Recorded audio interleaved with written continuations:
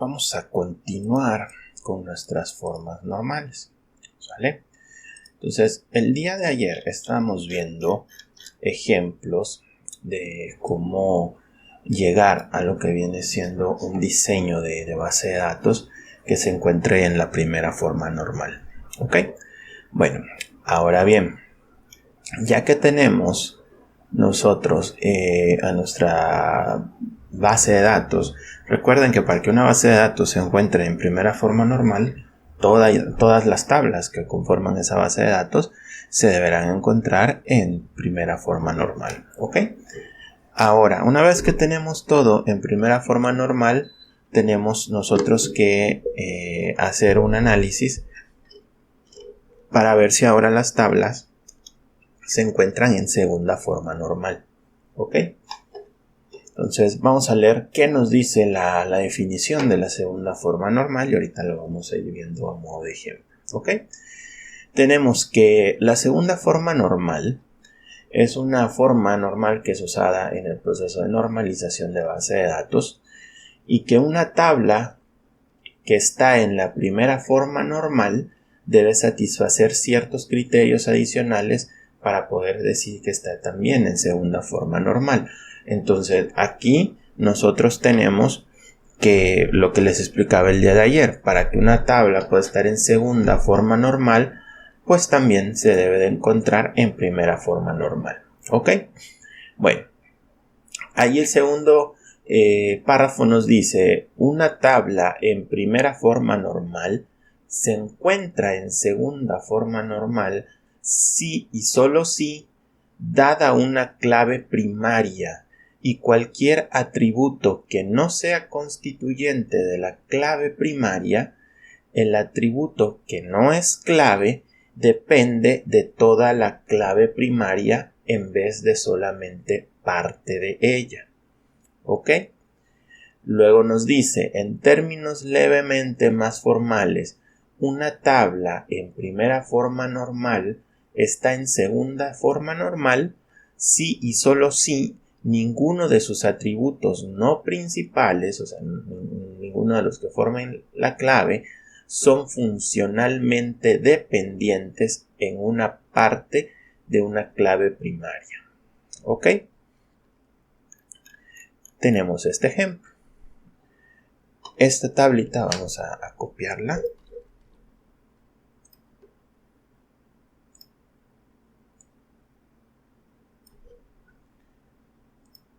Y la vamos a pegar aquí, ¿no?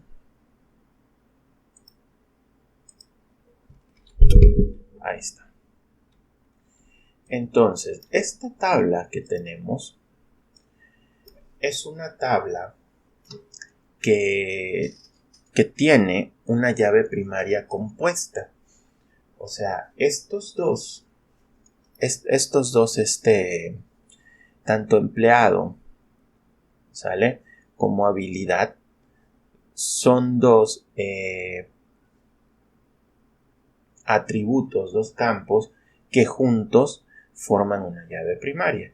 O sea, yo puedo tener a Jones, al empleado Jones, que sabe de mecanografía, y te puedo tener al empleado Jones que sabe de taquigrafía, ¿no? Por así decirlo, y al empleado Jones que sabe de tallado, ¿no? De hecho, creo que aquí está repetida la... Ah, bueno, es que no está completa. Es que no salió completa. Vamos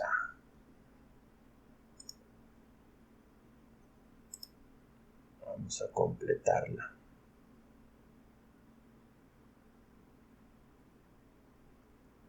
Aquí no está.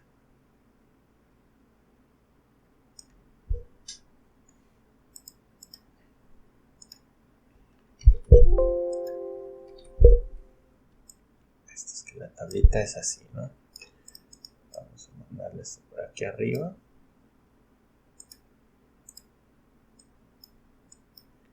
Ahí está.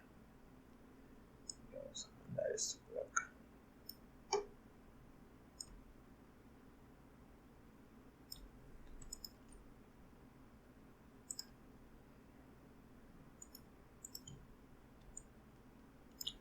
Ahí está. Bueno, ya tenemos aquí, ¿no? Entonces, esta tablita nos dice que el empleado Jones sabe mecanografía, que el empleado Jones sabe taquigrafía, que el empleado Jones sabe lo que viene siendo tallado, ¿no? Que el empleado Bravo sabe de limpieza ligera, trabaja en Industrial Bay, Ellis sabe de alquimia y trabaja en Industrial Way, Ellis sabe de malabarismo y también trabaja en Industrial Way, ¿no? Entonces, ¿qué sucede? Fíjense que esta tabla, si yo la logro analizar con datos, estoy notando que tengo mucho redundancia de datos. O sea, por ejemplo, aquí estoy poniendo Jones. O sea, sí cumple. Esta tabla se encuentra en primera forma normal. Se encuentra en primera forma normal porque tiene su llave primaria, no hay valores nulos, ¿sale? Cumple con el hecho de que sus valores sean atómicos. Sin embargo, a pesar de que se encuentra en primera forma normal, yo puedo darme cuenta que hay algo que está fallando porque estoy teniendo datos redundantes. O sea, aquí, por cada habilidad que tenga una persona, tengo que repetir su lugar actual de trabajo. ¿Vieron? Entonces, aquí, si John sabe mecanografía, tengo que repetir el lugar de trabajo. Si John sabe taquigrafía, tengo que repetir su lugar de trabajo. Si John sabe tallado, tengo que repetir su lugar de trabajo. Y así por cada una de las personas que tenga más de una habilidad.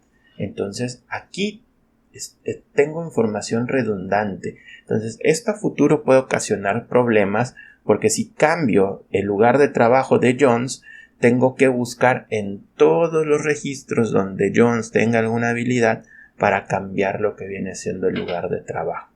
¿Ok? Entonces, esta tabla no es una tabla que me brinde la seguridad de que evite la redundancia de datos. De hecho, invita a la redundancia de datos y por ende a lo que vendría siendo inconsistencias en su información. ¿Ok? Entonces, esta segunda forma normal nos dice que una tabla está en primera forma normal, en segunda, si y solo si se encuentra en primera, y además, cuando tenemos una llave primaria, ¿sale? Que cada atributo que no pertenezca a la llave primaria es dependiente, es completamente dependiente, ¿sale? De la llave primaria, ¿sale? ¿Qué sucede con lo que tenemos acá? En este ejemplo, el lugar de trabajo depende de la persona, ¿sale? El lugar de trabajo depende de la persona, no depende de la habilidad de la persona, ¿sale? Pues no, esta persona acá no la puedo dar de alta en dos lugares diferentes dependiendo de la habilidad, ¿no? Entonces, dependiendo de la persona es el lugar de trabajo el lugar de trabajo de esa persona. Entonces, yo aquí tengo que esta llave primaria es una llave compuesta por dos campos, pero este campo que yo tengo acá solamente depende del primero, no depende del segundo. ¿Ok? Entonces, esto me genera a mí un problema en el sentido de que voy a tener redundancias de datos. ¿Ok? Entonces, este es un ejemplo, pero cuando ustedes tengan, y aquí está la parte, el último párrafo dice, observe que cuando una tabla está en primera forma normal, ¿sale?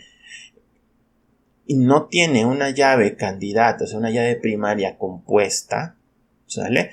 Automáticamente ya está en segunda forma normal.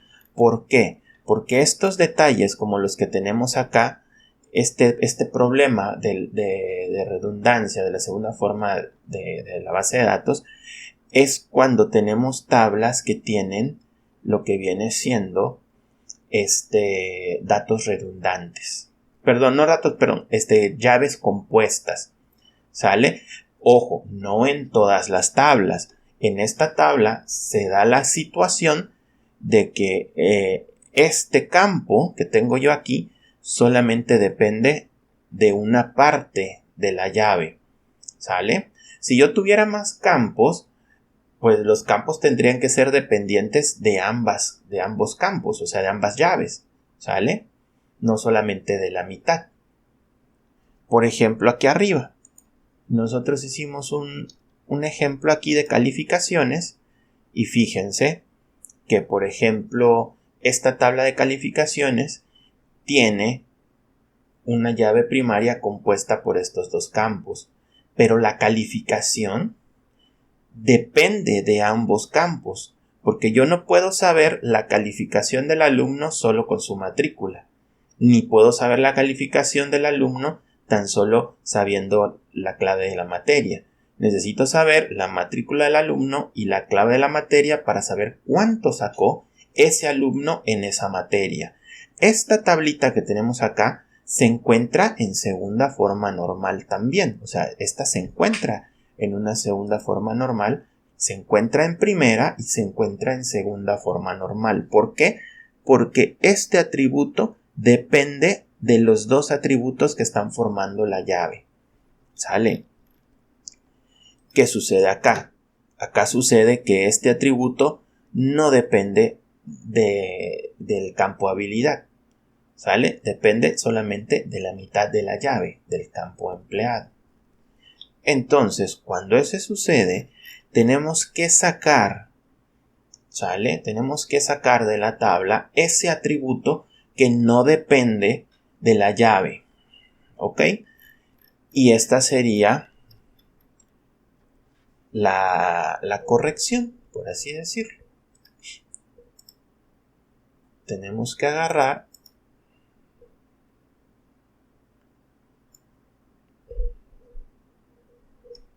y dividir lo que vendría siendo esta tabla en dos.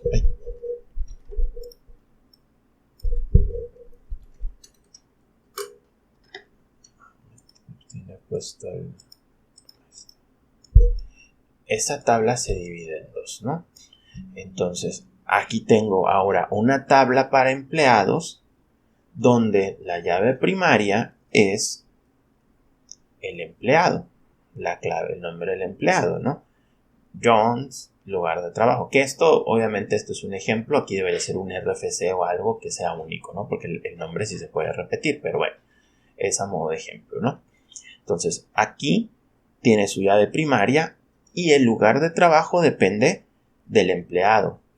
Y acá es una llave primaria compuesta. ¿Por qué? Porque pues, el mismo empleado puede saber varias habilidades, pero pues digamos que ya ambas ya forman una llave primaria, así como en esta tabla, pero ya no tienen ningún atributo que solamente tenga parte de la dependencia.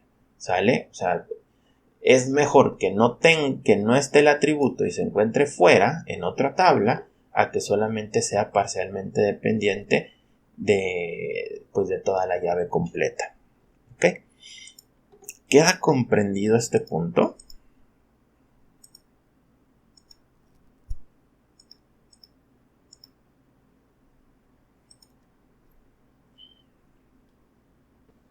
Sí, maestro.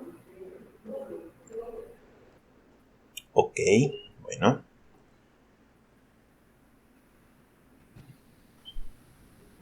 Ok, bueno, entonces sí, o sea, cada una deben de, digamos que esta se tiene que dividir en estas dos y estas dos se encuentran en segunda forma normal.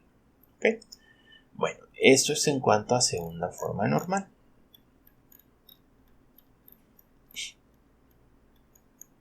Y fíjense, regresando acá, si yo necesito actualizar el lugar de trabajo de la persona, ya solamente lo tengo que actualizar en esta tabla y ya no le interesa a esta segunda tabla cuántas veces haya cambiado esa persona de lugar de trabajo. ¿Sale? Sigue teniendo las mismas habilidades. ¿Sale? Bueno, Vámonos a la tercera forma normal. Dice, ocurre cuando una tabla está en segunda forma normal y además, ningún atributo que no sea clave depende transitivamente, de las claves de la tabla. Es decir, no ocurre cuando algún atributo depende funcionalmente de atributos que no son claves. ¿Ok? Bueno, dice un ejemplo de una tabla en segunda que cumple con la segunda forma normal, pero que falla en satisfacer los requerimientos de la tercera forma normal. Aquí nos dicen que la clave candidata es torneo y es año. ¿Sale? Y nos dice que la violación de la tercera forma normal ocurre porque el atributo fecha de nacimiento no corresponde, digamos que no es, aquí dice, del ganador es dependiente transitivamente de torneo a año vía el atributo no primario ganador. ¿Ok? Entonces, básicamente, si es cierto, la fecha de nacimiento del ganador la puedo obtener con el torneo y el año, pero porque depende del ganador. ¿Sale? Entonces, aquí lo que nos está diciendo es que vamos a copiar nuestra tablita.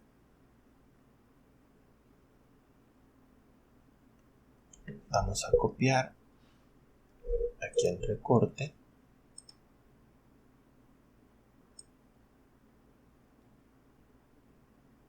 Ahí está.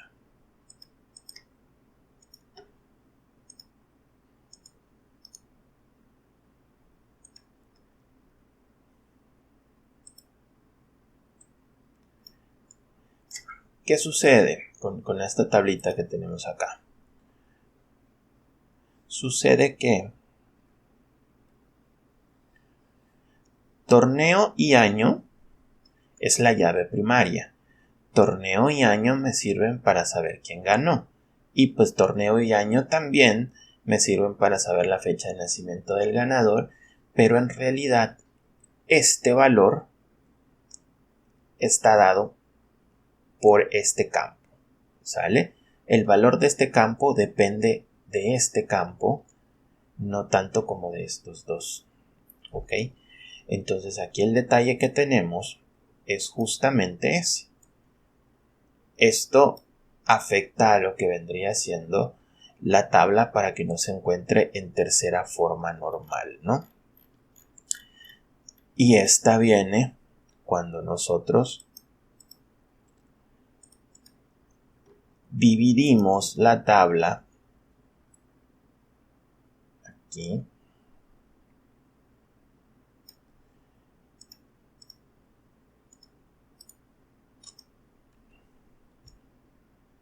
en 2. Pero ¿qué estamos haciendo? Como la fecha de nacimiento del ganador no depende directamente de la llave primaria, sino depende del nombre del ganador, creamos una tablita aparte donde tengamos aquí el nombre del ganador, ¿sale? Y pues por ejemplo acá vamos a tener el nombre del ganador que depende del torneo y del año, ¿sale? ¿Qué nos ayuda? Imagínense esta tabla que tenemos acá. Aquí Fredrickson ganó el Invitacional de Indiana del 98 y el Masters del 99, ¿sale? Si yo actualizo su fecha de nacimiento, tengo que actualizarlo en cada uno de los campos. Y ojo, cada vez que hacemos una actualización en este caso, pues se corre el riesgo de que omitamos hacer un cambio o que a un error al momento de modificar pongamos fechas de nacimiento diferentes. ¿Qué sucede? Que damos pie a la inconsistencia de datos, ¿sale? En cambio aquí no.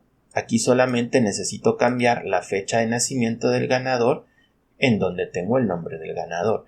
Y prácticamente, si nosotros lo vemos, este atributo depende de la persona, no depende del torneo. ¿Ok? Entonces, si yo cambio aquí la fecha de Fredrickson, pues aquí ya no tengo que estar actualizando y puedo acceder a la fecha de nacimiento actualizada a partir de este campo. Porque pues este ganador de aquí se convierte en foráneo de este campo. ¿Sale? Lo mismo que sucede aquí arriba, ¿no? Empleado, aquí, pues, digamos que acá se convierte en foránea de este campo, ¿no? Este es como un catálogo de empleados y aquí lo que vienen siendo un catálogo de habilidades. Este es un catálogo de ganadores y este es un catálogo de jugadores. Nada más me correspondería hacer el link o la relación entre estas dos tablas. ¿Ok? ¿Dudas? ¿Preguntas?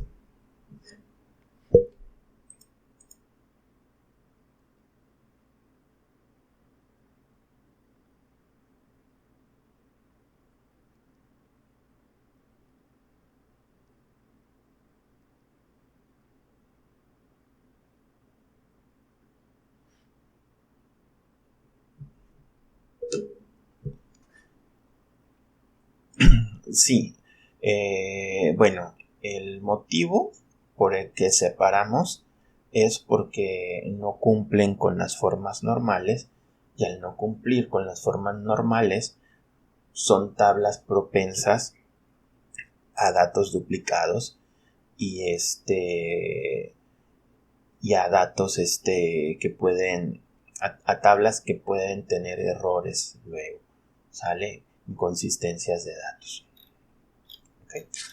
Bueno, entonces estos serían los procesos para que nosotros podamos tener un buen diseño en la base de datos.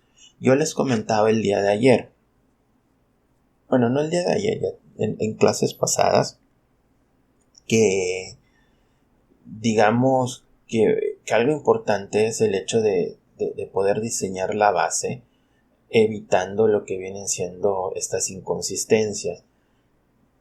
Por ejemplo, en cursos pasados que hemos llevado, cuando tenemos que manejar datos en Excel, hemos hecho nuestros catálogos aparte, creando ciertas restricciones mediante fórmulas de buscar B, etcétera, justamente para cumplir con lo que viene siendo estas reglas de diseño, porque obviamente en una base de datos en Access nosotros podemos crear nuestras tablas, son estructuras rígidas, agregando validaciones, relaciones. En Excel es un poquito es menos restrictivo en el sentido de que pues, le podemos meter datos como querramos, pero nosotros tenemos que ir creando esas restricciones también si queremos almacenar datos en Excel.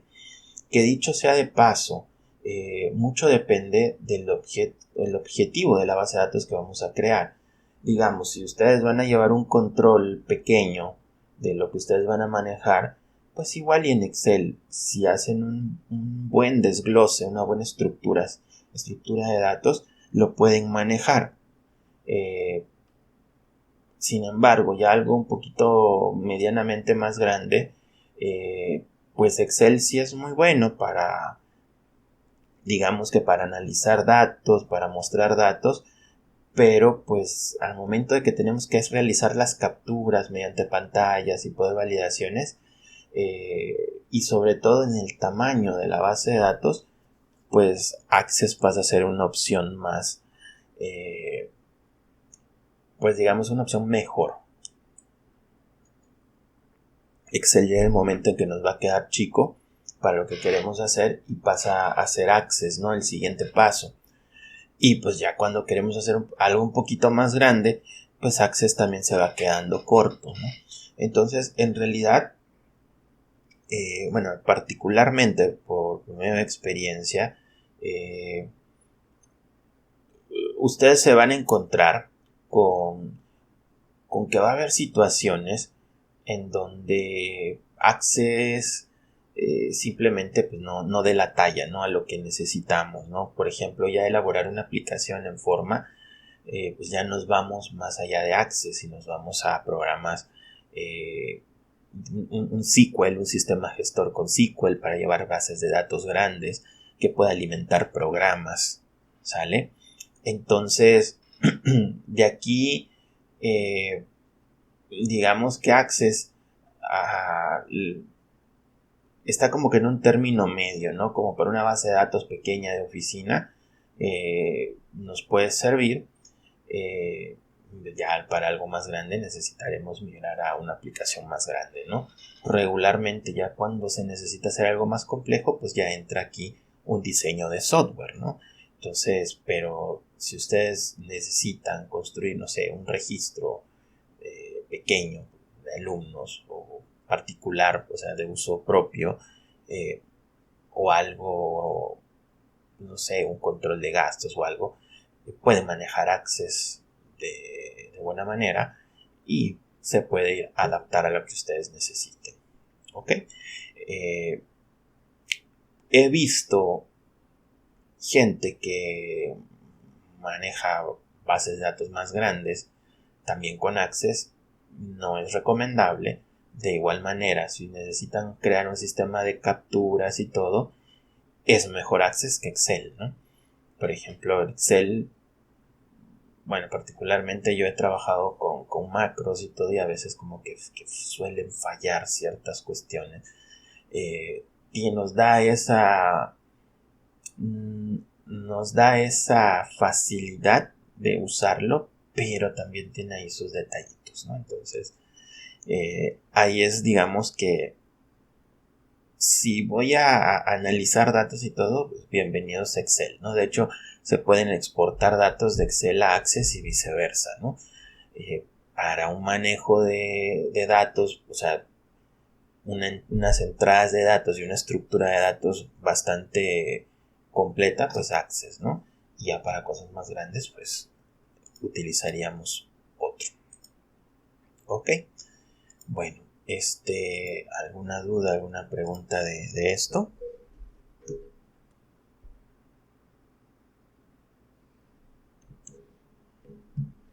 No. Ok, bueno. Entonces, vamos a aprovechar que todavía tenemos un poquito de tiempo para irle adelantando. Nosotros terminamos esta clase de Access, o sea, este curso de Access el 23 y 24, el 30, iniciaríamos el de graficar la información, ¿no? El de Power BI. Entonces, vamos ya entrando a lo que viene siendo Access. Entonces, ahorita vamos a hacer así rapidito, ya mañana entramos más a fondo, ahorita para que lo vayan conociendo. Access, a diferencia de todos los demás programas de Office, o sea, de Word, Excel, PowerPoint, para que yo cree una base de datos en blanco, ¿sale? Yo necesito guardarla primero. Aquí no es de que comienzo a trabajar y luego le doy guardar. No. Aquí se crea de una vez, tenemos que darle el nombre de una vez, ¿sale? La voy a llamar ejemplo. Vamos a llamarla BD ejemplo, base de datos ejemplo. La voy a crear. Ahorita automáticamente me creo esta tabla. Tiene como nombre tabla 1. Esta tabla 1 no se ha guardado, pero mientras yo no la guarde, Access no me va a dejar irme a otra tabla u otro elemento de la base de datos. ¿Sale? Si yo, por ejemplo, le doy aquí en crear tabla, va a crear la tabla 2, ¿sale? Ahorita estoy trabajando, pero necesito en cierto momento, para cuando ya se empiecen a relacionar, ir guardando la base de datos para poder trabajar con ellas, ¿eh? Entonces aquí la voy a cerrar. Fíjense que al cerrarla se perdió de acá porque no se encuentra guardada. ¿Ok? Entonces, si yo, por ejemplo, vamos por aquí en archivo, vamos a guardar, me está pidiendo que yo guarde el nombre de la tabla. A esta tabla vamos a guardarla como alumno, ¿sale? Le voy a dar a aceptar Ahora sí, ya aparece aquí su nombre y aparece el nombre de acá. ¿Ok? Esta vista que tenemos acá es la vista de hoja de datos. ¿Ok? En esta vista yo puedo comenzar a agregar información. ¿Sale? Aquí, por ejemplo, es como que esta vista que tengo acá, ahorita van a ver algo, ¿no? Yo no suelo usar esta para crear un diseño, porque hay una vista que se llama diseño. Yo, por ejemplo, le puedo dar clic aquí y le puedo decir qué tipo de campo quiero que se cree aquí. Un campo de texto corto, por ejemplo, y se crearía, y aquí tendría yo que darle el nombre del campo, por ejemplo, nombre, ¿sale? Y este es un campo de texto corto, y aquí yo puedo comenzar a agregar datos. A mí no me gusta agregar campos desde acá, ¿sale? Porque para eso tenemos la vista de diseño. Y la vista de diseño es en donde nosotros vamos a especificar todo lo que nosotros ya analizamos acá. Ahora sí, ya que tienen listo su base de datos, ya ustedes ya agarraron, ya la diseñaron, ya tienen sus planos. Este es el plano de una casa. Ya pueden comenzar a construir. ¿Ok? Entonces, aquí ¿qué me dice? Que la tabla de alumnos tiene un campo primario que es matrícula, que es de tipo texto corto y que vamos a dejarle espacio de 5 caracteres. ¿Ok? Entonces yo me voy para acá. Aquí voy a crear el campo que se llama matrícula. ¿Ok? Es de texto corto y aquí yo le voy a decir el número de caracteres. Recuerden, cuando se crea de manera automática mide 255, aquí le cambiamos el tamaño a 15. Ahora bien, ¿qué es este campo que yo tengo aquí arriba que dice ID? Yo en mi diseño no tengo ningún campo que se llama ID. Pero esto es algo muy importante que tenemos que tener en cuenta. Para la base de datos, cuando yo ligo un campo con otro, o sea, relaciono un campo con otro, o relaciono una tabla con otra a través de un campo, la base de datos internamente siempre se encuentra haciendo cálculos para poder, digamos que hacer coincidir, en este caso, los datos de matrícula. O sea, hace comparativas entre ese campo para poder encontrar con cuáles está relacionado. Y el día de ayer nosotros platicábamos que siempre es más fácil hacer estas comparativas en valores numéricos que hacerlos en valores de texto, como por ejemplo la matrícula. ¿Ok? Sobre todo cuando los valores de texto empiezan a ser más grandes. Mientras más texto, es más trabajo para la base de datos hacer comparativas. Yo les decía ayer, podemos crear búsquedas por matrícula, búsquedas por nombre, que son campos largos. Sí podemos. Pero la diferencia es que solamente se va, digamos que la base de datos va a trabajar cuando hagamos esa búsqueda. En cambio, cuando tenemos una base de datos, tenemos campos relacionados, el trabajo se hace cada que abrimos estas tablas o cada que se accede a estas tablas. Entonces, nosotros queremos minimizarle carga de trabajo a la base de datos. Y para eso se utiliza este truco de que agregamos un campo que se llama ID y en este caso le voy a poner ID alumno. ¿Ok? Este campo que se llama ID alumno, ahorita automáticamente la tabla me lo creó, pero es de tipo autonumeración. O sea, a este campo yo no voy a tener acceso. Este campo lo va a manejar Access y cada que se vaya creando un nuevo registro le va a ir aumentando en 1. Para eso manejamos un campo de tipo de entero largo y que los valores nuevos sean incrementales. O sea, de 1 en 1. Se puede hacer que sean aleatorios también, pero pues regularmente es suficiente con hacerlos incrementales. ¿Ok? Este tipo que dice indexado, esta opción debe de decir sí y sin duplicados. ¿Ok? Mañana voy a explicar más de esto. Y este campo, que va a ser mi ID, se va a convertir automáticamente en mi campo llave, en mi campo clave. ¿Ok? O sea, hace que, por ejemplo, si en mi diseño que tengo acá, matrícula se conectaba con matrícula, ahora se va a llamar el campo, o vamos a tener un campo nuevo que se llama ID alumno, y aquí en calificaciones ya no voy a tener el campo matrícula, sino voy a tener el ID del alumno. ¿Ok? Para restarle carga de trabajo a la base de datos. ¿Ok? ¿Qué sucede con mi campo matrícula, que era el campo llave? Pues ahora es un campo candidato, es una llave candidata. O sea, y al ser candidata, significa que no se puede omitir y no se puede repetir. ¿Ok?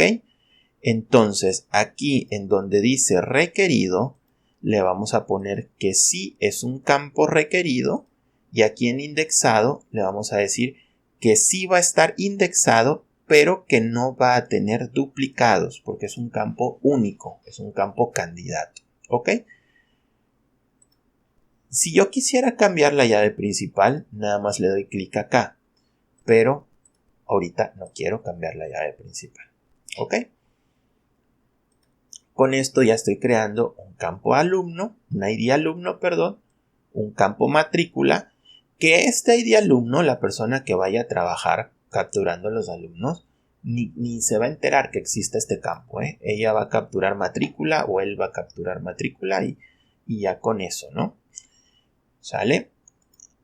Y nada más tendré yo que agregar el resto de los campos, apellidos, CURP, teléfono, dirección, e irlos agregando. Por ejemplo, aquí nombre, ¿sale? Vamos a dejarle, pues yo creo que con 100 caracteres podemos escribir un nombre. De hecho, si aquí ya lo tenemos, dejé 30, pero vamos a dejarle 100 por cualquier cosa. Ah, bueno, es que es el nombre nada más, ¿no? 50, porque todavía faltan los apellidos, ¿no? Apellidos.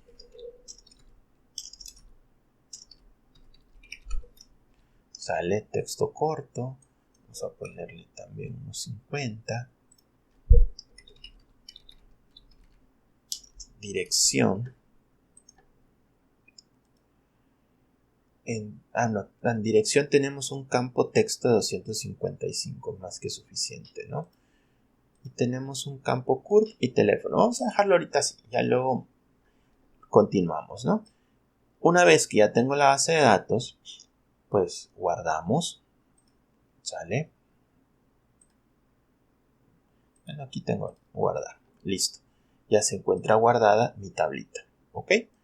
Si yo la vuelvo a abrir, pues ahora aquí, por ejemplo, agregamos matrícula, agregamos nombre,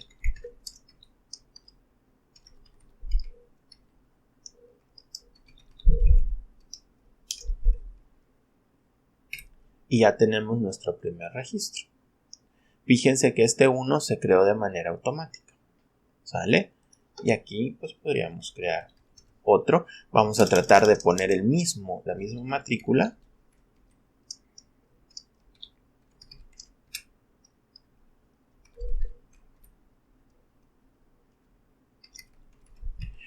Ahí está. Esto que me está mandando dice: los cambios solicitados en la tabla no se realizaron correctamente porque crearían valores duplicados en el índice clave principal o relación. Cambie los datos en el campo o los campos que contienen datos duplicados, quite el índice o vuelva a definirlo si queremos entradas duplicadas. O sea, esto. Como matrícula dijimos que no se puede repetir, ahora sí. ¿Vieron? Así comenzamos nosotros a crear nuestras tablas. ¿Alguna duda, alguna pregunta?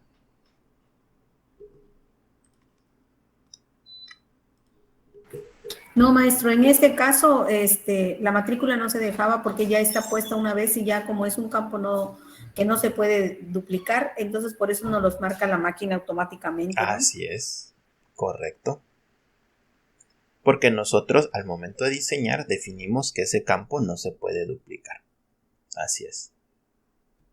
Lo consideramos como campo llave, Es ¿verdad? una llave Campo llave, candidata. En mi diseño candidato. es mi llave primaria.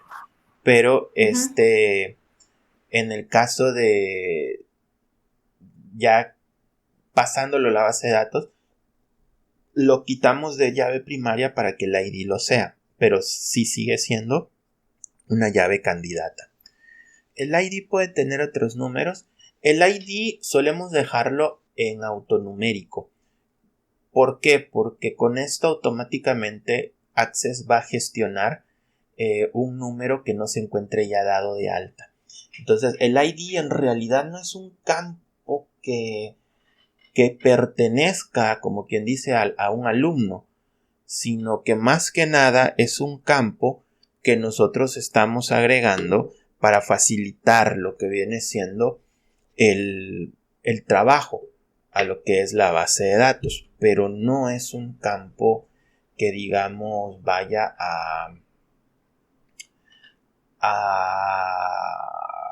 ¿cómo decirlo? Que esté netamente relacionado con la persona. Lo estamos agregando para ayudar a la base de datos con las lecturas, ¿no? Entonces lo dejamos ahí. Por eso yo no lo manejé al momento que diseñamos para no confundirles, porque en un diseño no deberíamos de considerar el ID, porque el ID, ok, se puede colocar código de empleado, sí y no, o sea, ¿cómo les digo? Esto que tenemos acá está correcto. Tenemos matrícula, podemos agregar si son empleados clave de empleado, lo que sea. Y eso es lo que a nivel lógica y a nivel de la persona que va a trabajar con la base de datos es el campo que sirve para identificar en este caso un alumno, la matrícula. ¿Sale? Si digamos nosotros hacemos la base de datos y le entregamos la base de datos a alguien que va a llevar un control de alumnos, para él la matrícula es el campo que sirve para buscar a un alumno sin falla. Como un nombre puede traer varios que tengan el mismo nombre. Un apellido puede tener varios que tengan el mismo apellido. Pero matrícula o CURP son campos que mediante ese campo yo voy a buscar, ¿no? ¿Qué sucede? Que por ejemplo... ¿dónde está? Aquí.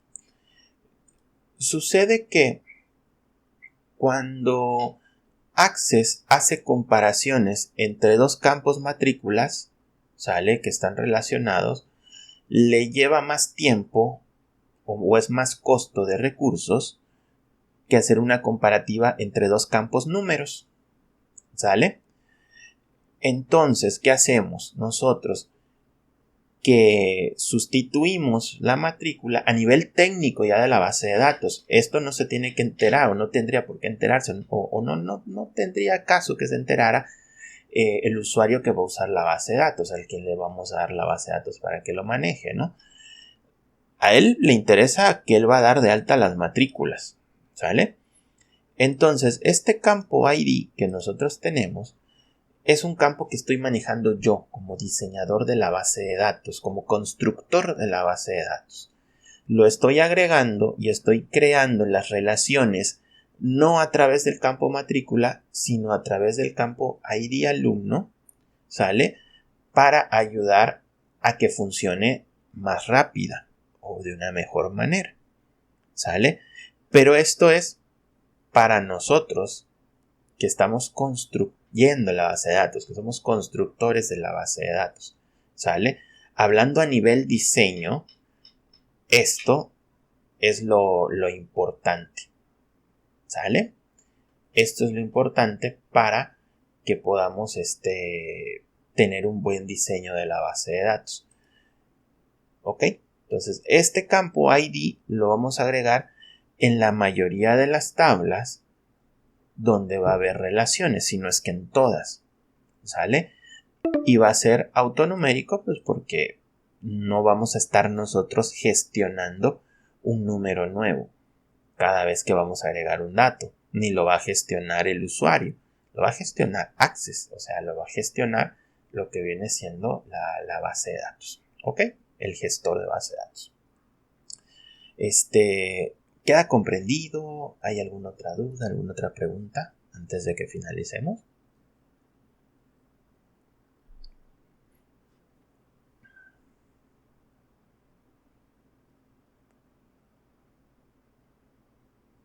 Ok, perfecto, entonces. Bueno, entonces pues vamos a dejarlo por hoy hasta aquí. Vamos a detener la grabación